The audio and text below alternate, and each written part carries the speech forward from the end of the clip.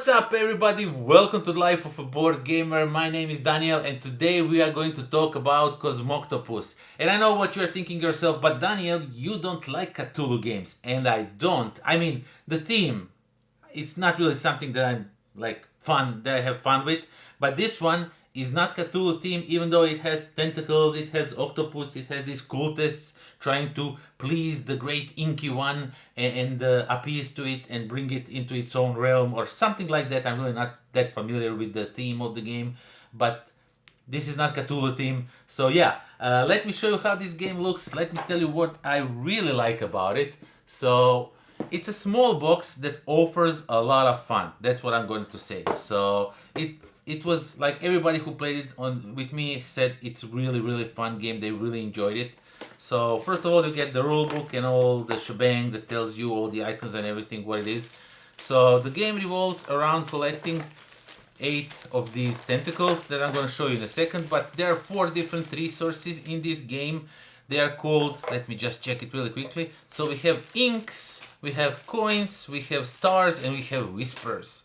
And you are collecting these and you are spending them on playing cards. This is like a main mechanic of the game. And as you do that, you are collecting tentacles. And whoever collects 8 tentacles first is the winner of the game, as I already said. So the board will be set up in a way that you are going to use 8 of these tiles that are giving you some resources. And one of these tiles at random, you are going to choose one of these 4 tiles at random and shuffle them in here and then just put them in however you want in any order. There are some suggestions how you can create your own map and stuff like that, so you will do that if you want to, or just use some of that they gave as an example how to put these on. But for now, let's just say I put it like this, so it's like a grid of a 3 by 3. And the thing is, and you will do it like this, and the thing is, oh, they're here. And what you are doing is you are moving this octopus thing over here. Let me just show it. It looks really cool. I definitely need to paint it. It needs eyes to look even way better. And it will start in the center. And as I said, one of each of the players will get one of these. And as the game progresses, you will try to collect these tentacles and just put them around here like so. And once you have 8 tentacles collected, let me just quickly show you how that looks. Once you have 8 of them collected, like this, you will take this guy and put it over here, and now you are the great cultist. You collected all, you appeased to the great god of ink or whatever he is, and he will come to you. But how you get these tentacles is really fun. So you will move this guy 1 space from wherever he is. You will move him 1 space. He can't go diagonal. You can also pay resources that you have to move him further. And wherever you land, you will either receive some resources or take cards from the display, or depending which tile is chosen, you will do this ability. That's a special ability. And as I said, there are a bunch of cards in this game, like a lot of cards. Let me just quickly show you how many different cards there is.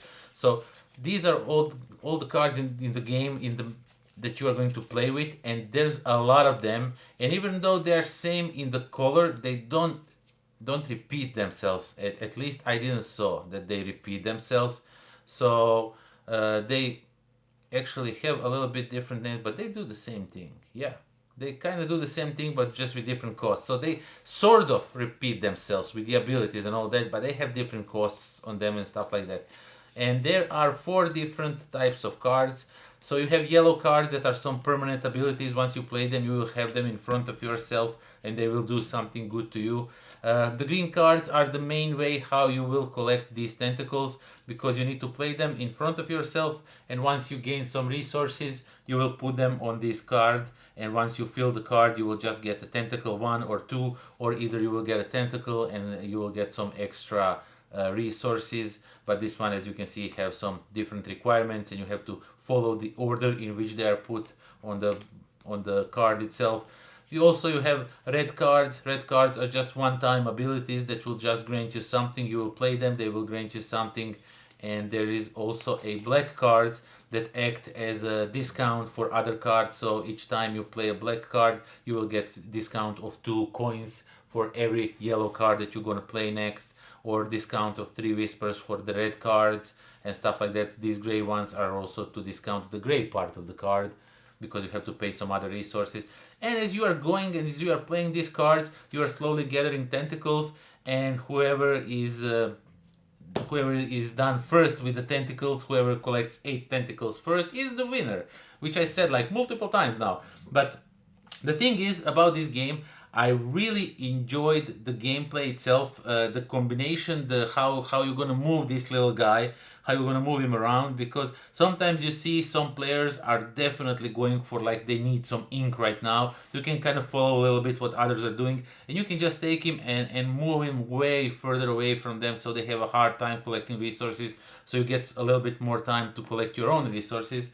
There's also a way to get 2 tentacles. If you have 13 resources of the same type, you can pay for and just get 2 tentacles straight up, and that's something that you should definitely do. It really boosts you in collecting those tentacles.